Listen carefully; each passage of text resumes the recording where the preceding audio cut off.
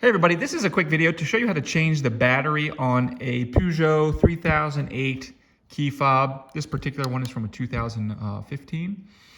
So it's real easy, but unless you got like super duper strong fingernails, you're gonna need a flat screwdriver, reasonably wide, because you need a good bit of leverage here to pop this open. So basically you're gonna come in the bottom of the key fob and you'll see there's this little slot here. You wanna stick the screwdriver in the slot and then just turn it until it pops open. And you heard it kind of pop open there. It's split open. And then if this top comes off, and then you have this whole control, and you're just going to pull this out. And on the bottom, you're just going to then push out. Now this is a CR1620 battery. So you're just going to push this out and then pull it out here. And then you'll take your new battery and you'll just slide it in with the plus side,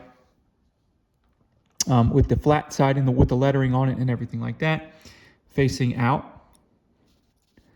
Slide it all the way in, flip it back over, put this down, and then, just take the key fob, and then this just pops back together.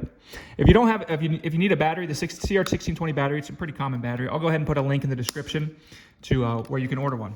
Thanks a lot for watching.